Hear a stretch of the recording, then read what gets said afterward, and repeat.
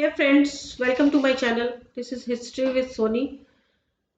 जो लोग मेरे चैनल पे नए हैं और जिन्होंने भी अभी तक चैनल को मेरे सब्सक्राइब नहीं किया है तो जल्दी से सब्सक्राइब कर लो, क्योंकि ये आपके लिए बहुत ही यूज़फुल और बेनिफिशियल होने वाला है। अगर आप तैयारी कर रहे हैं नेट के एग्ज़ाम की और आपका सब्जेक्ट है हिस्ट्री हिंदी मीडियम से, तो आप मेरे इस चैनल पे बहुत कुछ इन्फॉर्मेशन आपको मिलने वाली है और बहुत कुछ इन्फॉर्मेटिव वीडियोस आपको मिलेंगे। ओके फ्रेंड्स, तो शुरू करते हैं आज का लेसन।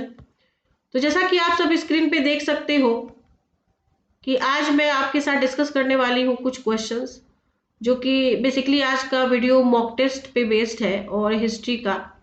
और हम लोग क्वेश्चंस हिंदी मीडियम में डिस्कस करेंगे। बेसिकली मैं हिंदी मीडियम की एजुकेटर हूँ, और अगर आपका सब्जेक्ट हिस्ट्री है हिंदी मीडियम से तो आप मेरे वीडियोस देख सकते हो।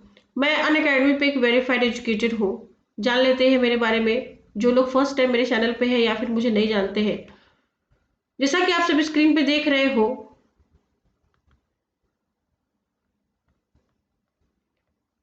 कि मैं अनअकैडमी पे एक वेरीफाइड एजुकेटर हूँ और पिछले 1 साल से अनअकैडमी पे लाइव क्लासेस दे रही हूँ। मेरे बहुत सारे special classes, live courses, free classes, free videos, बहुत सारे क्लासेस अनअकैडमी पे आ चुके हैं और पब्लिश हो चुके हैं। अगर आपने अनअकैडमी पे मुझे फॉलो नहीं किया है तो सबसे पहले फॉलो कर लो। अनअकैडमी लर्निंग ऐप के बारे में बता दूं, जो लोग नहीं जानते हैं, अनअकैडमी लर्निंग ऐप जिसके थ्रू आप बहुत सारे एग्जाम्स की तैयारी कर सकते हो। मैं बात करूंगी नेट के एग्जाम की, और जिसको ज्वाइन करने के बाद, अनअकैडमी ज्वाइन करने के बाद नेट के कैटेगरी के सारे सब्जेक्ट्स आप देख सकते हो और इस एग्जाम की प्रॉपर वे में तैयारी कर सकते हो, चाहे वो पेपर 1 हो या पेपर 2 हो। सारे वीडियोस आपको अनअकैडमी पे मिल जाएंगे सब्सक्रिप्शन के बाद। इसके क्या क्या बेनिफिट है मैं आपसे डिस्कस कर लूँ। बहुत ही थोड़ा समय लूंगी आपका। इसमें आप सारे लाइव क्लासेस देख सकते हो, स्ट्रक्चर्ड कोर्स देख सकते हो, आपके सिलेबस के अकॉर्डिंग सारे एजुकेटर्स की क्लासेस ले सकते हो। वीकली क्विजेस और डाउट क्लियर सेक्शंस होते हैं पेपर 1 पेपर 2 के, जो आपके लिए काफ़ी हेल्पफुल होते हैं।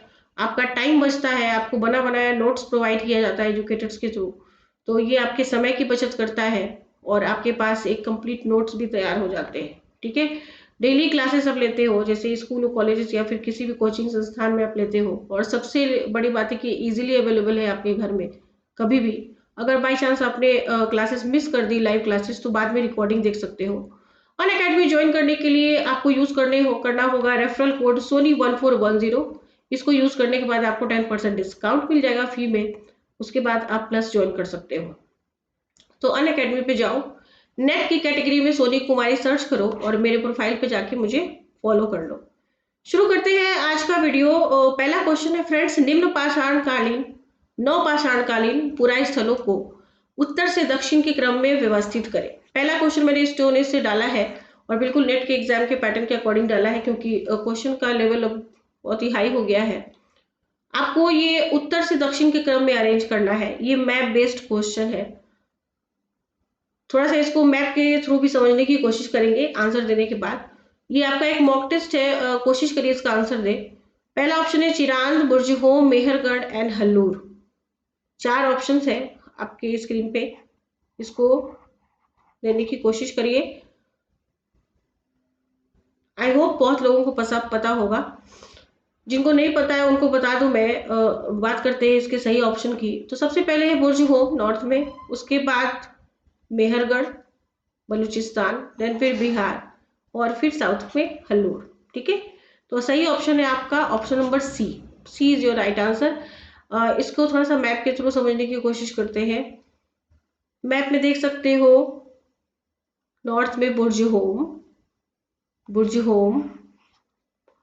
मेहरगढ़, चिरांद, देन फिर हल्लूर। ये आपका सही ऑप्शन है। ठीक है, तो जब भी ऐसे क्वेश्चन सॉल्व करो फ्रेंड्स, तो आजकल जैसे इंडस वैली सिविलाइजेशन है, अशोक के अभिलेख है, या फिर ऐसे प्लेसेस है वहां से मिलने वाले साक्ष्य हैं, थोड़ा सा मैप बेस्ड चीजों को भी ध्यान में रखिए। और भी केवल इस क्वेश्चन में ही नहीं, अगर मान लो क्वेश्चन में मैंने पूछा है उत्तर से दक्षिण, शायद आपको पूरब से पश्चिम अरेंज करने के लिए दे दे, तो थोड़ा सा विजुअलाइज करके माइंड में पढ़िएगा तो आपके लिए बहुत ही हेल्पफुल और बेनिफिशियल होगा। मैप बेस्ड बहुत सारी किताबें आती हैं, बाद में भी मैं ऐसे किताबों को इस चैनल पर डिस्कस करूंगी। तो ये चैनल केवल और केवल मॉक टेस्ट का, लेसन्स का ही नहीं होने वाला है। ये बेसिकली आपकी हेल्प के लिए है, पूरी तरीके से आपकी क्वेरीज, आपके क्वेश्चंस इसमें सॉल्व किए जाएंगे, आपके डिमांड्स जो भी होंगे। इसीलिए अपने सजेशंस और क्वेश्चंस आप कमेंट बॉक्स में देना मत भूलिए कि आगे आप किस तरीके की चीज़ों को देखना चाहते हो। हालांकि मैंने शुरुआत करी है एक मॉक टेस्ट से। बहुत सारे बुक की रिव्यूज, बहुत सारे बुक सजेशंस, एमसीक्यूज, पीवाईक्यूज, बहुत सारी चीजें आपको मिलने वाली है। ओके, तो अभी तक अगर चैनल को सब्सक्राइब नहीं किया है तो सब्सक्राइब कर लो और अपने फ्रेंड्स के साथ शेयर करो। बात करते हैं सेकंड क्वेश्चन की। भास द्वारा रचित नाटकों में से कौन से नाटक राम कथा पे आधारित है, मतलब कि राम कथा उन नाटकों का कंटेंट है। पहला ऑप्शन है प्रतिमा, स्वप्न वासव दत्ता, दूत घटोत्कच एंड अभिषेक। तो भास एक बहुत ही प्रसिद्ध नाटककार है, कालिदास के से भी प्राचीन है, क्योंकि कालिदास की रचनाओं में भास का उल्लेख मिलता है। ठीक है, तो आपको बताना है इनके नाटकों के मोस्टली कंटेंट, नॉट सारे, मोस्टली कंटेंट रामायण और महाभारत के हैं। आपको बताना है इन्होंने 13 नाटक तकरीबन लिखे हैं। बहुत सारे स्टूडेंट्स हैं जिनको 13 के 13 नाटक याद है।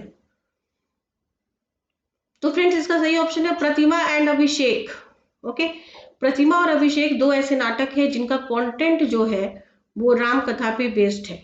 स्वप्न वासव दत्ता और की कहानी है, दूध घटोत्कच महाभारत से जुड़ा हुआ है, नाम से ही जाहिर है।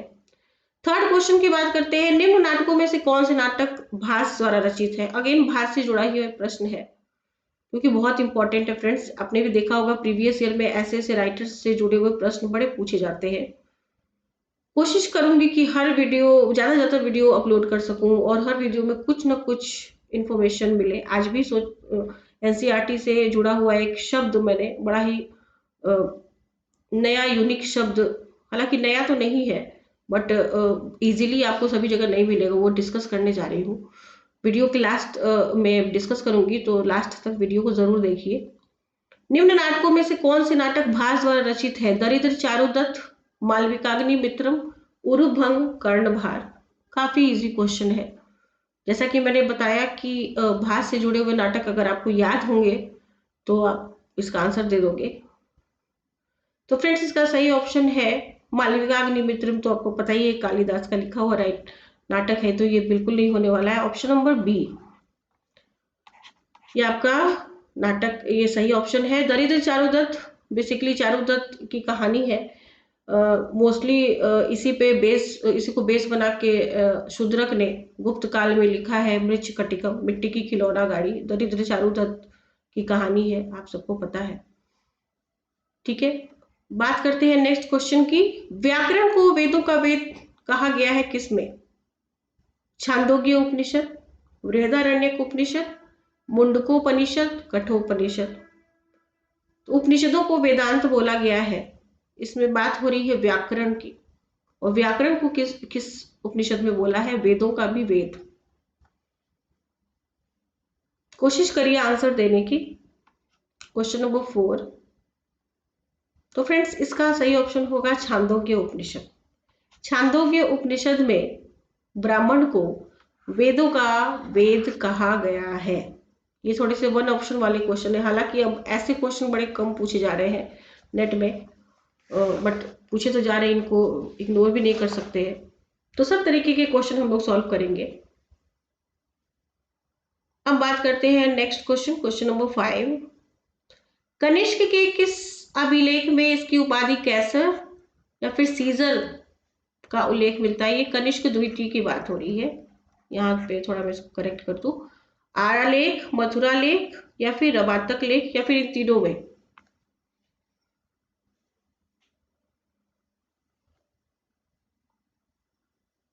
तो फ्रेंड्स, कनिष्क के आरा लेख में, कनिष्क द्वितीय के आरा लेख में इसकी उपाधि कैसर या सीजर का उल्लेख मिलता है। शासक, शासकों से जुड़ी उपाधियां एंड अभिलेख, ये आपके सोर्सेज से जुड़े हुए जितने भी प्रश्न पूछे जाते हैं। और आपको पता ही है कि भाई नेट की तैयारी कर रहे हो, रिसर्च की तैयारी कर रहे हो, रिसर्च करना आगे चल के, तो रिसर्च बेस्ड क्वेश्चन ही पूछेंगे। इसीलिए रिसर्च किस पे करते हैं, सोर्सेज पे। इसीलिए नेट के एग्जाम का पैटर्न बाकी सारे एग्जाम से बिल्कुल अलग होता है, क्योंकि आगे चल के आपने रिसर्च ही करना है। तो रिसर्च पे, सोर्सेज पे बेस्ड क्वेश्चन ही पूछते हैं, चाहे वो बुक्स हो, अभिलेख हो, जो भी उन्हीं पे आधारित। तो ये पहला हमारा बेसिक था कि कोई भी चैप्टर शुरू करे तो सबसे पहले सोर्सेज पे ही शुरू करना चाहिए। रुद्रदामक, क्वेश्चन नंबर 6, रुद्रदामक शख्स तरफ रुद्रदामन द्वारा चलाया गया सिक्का था। सिक्के का नाम था रुद्रदामक, जो कि इसके मिलते जुलते नाम है रुद्रदामन, फेमस। तो ये किस धातु का सिक्का था? सोने का, चांदी का, तांबा का या फिर कांसे का? अगेन सोर्सेज पे बेस्ड क्वेश्चन है। तो फ्रेंड्स, इसका सही ऑप्शन आई थिंक बहुत लोगों को पता होगा, चांदी का सिक्का था, रुद्रदामन द्वारा चलाया गया रुद्रदामक सिक्का, ये चांदी का था। क्वेश्चन नंबर 7, भारतीय इतिहास में सर्वाधिक तांबे के सिक्के निम्न में से किस शासक वंश ने चलाए थे? कुषाण शासकों ने, शक शासकों ने, गुप्त शासकों ने या फिर सातवाहन शासकों ने? इसको बताने की कोशिश करो। पॉइंट्स पे क्वेश्चन भी मस्ट होते हैं, एग्जाम में जरूर पूछे जाते हैं। तो भारतीय इतिहास में सर्वाधिक तांबे के सिक्के कुषाण शासकों ने चलाए थे। भारतीय इतिहास में सर्वाधिक तांबे के सिक्के एंड सर्वाधिक शुद्ध सोने के सिक्के कुषाण शासकों ने चलाए थे। कुषाण शासकों का सिल्क रूट पे बड़ा ही कंट्रोल था और ये बड़े रईस धनी हुआ करते थे और इनके पास काफी संपत्ति थी। तो इस सब की पुष्टि होती है इनके द्वारा चलाए गए सिक्कों से, क्योंकि इन्होंने शुद्ध सिक्के चलाए थे। और लेकिन सबसे ज्यादा सिक्के चलाए थे गुप्त वंश के शासकों ने। हालांकि उनके सिक्कों में मिलावट बहुत थी, तो ज्यादा चलाए थे लेकिन शुद्ध नहीं थे। सर्वाधिक शुद्ध कनिष्क मतलब कुषाण वंशी शासकों ने चलाए थे। क्वेश्चन नंबर 8, सर्वप्रथम बुद्ध के मानवीय रूप का अंकन, कि भगवान बुद्ध के मानवीय रूप का अंकन किसकी मुद्राओं पे दिखता है? कौन से कुषाण वंश का शासक था? हालांकि ये तो गोंडोफर्निस पहला वंश का शासक, कौन सा शासक है? विम कटफिसेस, कनिष्क, हुवेस्क एंड गोंडोफर्निस।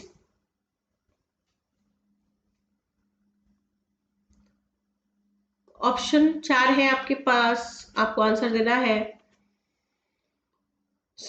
मैं इसका आंसर दे देती हूँ, वो है कुषाण शासक कनिष्क। इसके सिक्कों पे बुद्ध के मानवीय रूप, बौद्ध धर्म की महायान शाखा में बेसिकली बिलीव करता था और मानवीय रूप का अंकन कनिष्क के सिक्कों पे मिलता है। ओके, अब बात करते हैं क्वेश्चन नंबर 9 की। ये है अगेन स्टोन से जुड़ा हुआ प्रश्न। निम्न में से किस नौपाषाणिक स्थल से सामुदायिक भोज, जो कि एक बेसिकली उत्सव है, तभी भोज का आयोजन करते होंगे सामुदायिक रूप से, भोज या उत्सव का साक्ष्य प्राप्त होता है? बिलासुर गांव, पैसरा, बुद्धिहाल, वाटगल। चाहो तो आप वीडियो को पॉज कर लो, ये आपका एक तरीके से मॉक टेस्ट है। तो फ्रेंड्स, इसका सही ऑप्शन होगा ऑप्शन नंबर 3, बुद्धिहाल। यहाँ से सामुदायिक भोज या उत्सव का साक्ष्य मिलता है। बिलासुर गांव से चूल्हे के साक्ष्य मिलते हैं, पैसरा से प्राचीनतम झोपड़ियां मिलती हैं, वाटकल से सुपारी का साक्ष्य, सुपारी का शैली जो पान वगैरह में खाते हैं उसका साक्ष्य मिलता है वाटगल से, कर्नाटका में है वाटगल। तो ये भी काफी इंपॉर्टेंट है, बहुत सारे एग्जाम्स में आया वाटगल। हालांकि इस क्वेश्चन का आंसर है ऑप्शन नंबर 3, बुद्धिहाल। देन बात करते हैं लास्ट क्वेश्चन, उसके बाद एक इंफॉर्मेशन दूंगी जो कि मैंने बताया था, जैसे कि मैं शब्दावली एक डिस्कस करने वाली हूँ, एक इंटरेस्टिंग शब्द, हालांकि नया तो नहीं है बट उसका अर्थ बिल्कुल नया है। ओके, क्वेश्चन नंबर 10, निम्न हड़प्पा कालीन स्थलों में से कौन सा स्थल स्वतंत्रता प्राप्ति के बाद उत्खनित पहला स्थल है? सुरकोटड़ा, बनावली, रोपड़ एंड राखीगढ़ी। मतलब कौन सा वो स्थल है जो स्वतंत्रता प्राप्ति के बाद सबसे पहले उत्खनन उसका हुआ है? हड़प्पा सभ्यता की खोज स्वतंत्रता से पहले अंग्रेजों का एक बहुत बड़ा योगदान था इसके खोज में, इसको ढूंढने में। बहुत सारे स्थल उसके पहले भी ढूंढे गए हैं, तो आपको बताना है स्वतंत्रता के बाद। तो फ्रेंड्स, इसका सही ऑप्शन है रोपड़। ठीक है, रोपड़, यहाँ से मालिक के साथ कुत्ता दफनाए जाने का साक्ष्य मिला है। पंजाब में स्थित है ये रोपड़ और सतलज नदी के किनारे है। इसकी खोज की है खोज और उत्खनन में आपको हमेशा डिफरेंस मिलेगा फ्रेंड्स। ठीक है, इसकी खोज की है 1950 में बीबी लाल ने। 1950 बीबी लाल ने खोज की है, एंड याज्ञदत्त शर्मा ने इसका उत्खनन किया है,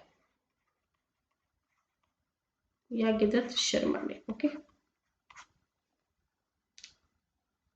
अब बढ़ते हैं नेक्स्ट स्टेप, जो कि आज की शब्दावली है। तो फ्रेंड्स, आपने कारतूस, कारतूस तो बहुत बार सुना होगा। ये है शब्द कारतूस, जो कि आपके एनसीईआरटी के 6 क्लास की बुक में आपको मिल जाएगा। ठीक है, अगर आप एनसीईआरटी की बुक फॉलो करते हो तो आपने देखा होगा मे बी, अगर नहीं देखा होगा तो यहाँ मैं बता रही हूँ कारतूस क्या है, क्योंकि ऐसे शब्द बड़े पूछे जाते हैं नेट में, और नेट में एनसीईआरटी के से जुड़े हुए फैक्ट्स भी बड़े पूछे जाते हैं, कोई नई बात नहीं है। कारतूस मिस्र के उत्तरी तट पे रोसेट्टा नाम का एक कस्बा है। यहाँ से एक उत्कीर्णित, उत्कीर्णित का मतलब है कि खुदा हुआ, उत्कीर्णन मतलब कुछ ना कुछ उसमें खुदा हुआ है, लिखा हुआ है ना। उत्कीर्णित पत्थर मिला है, जिसपे एक ही लेख 3 अलग अलग भाषाओं में लिखा है। एक ही चीज 3 अलग अलग भाषाओं में और लिपियों में, जैसे कि यूनानी और मिस्र की ही 2 प्रकार की लिपियां हैं, मिस्र में ही डेवलप 2 लिपियां अलग अलग तरह की, उन पे लिखा है। कुछ विद्वान जो यूनानी भाषा पढ़ सकते थे, उन्होंने इस के बारे में बताया है कि यहाँ राजाओं तथा रानियों के नाम को एक छोटे से फ्रेम में दिखाए गए हैं, और इसे ही कारतूस कहा गया है। तो ये कारतूस जो है, ये एक पत्थर पे उत्कीर्णित है, बेसिकली अलग अलग लिपियों में, और ये राजा रानियों के नाम को एक फ्रेम में दिखाया गया है, और इसे ही कारतूस कहा गया है। ठीक है, तो ये मिस्र से रिलेटेड है, और ये फैक्ट बड़ा ही इंटरेस्टिंग मुझे लगा है, इसलिए मैंने इसको आज के लेसन में डाला है, कारतूस। तो ध्यान में रखिएगा, जैसा कि मैंने बोला था कि सोर्सेस पे आज का बेस्ड है, तो ये भी बहुत इंपॉर्टेंट सोर्स है जो हमें हिस्ट्री के बारे में बताता है।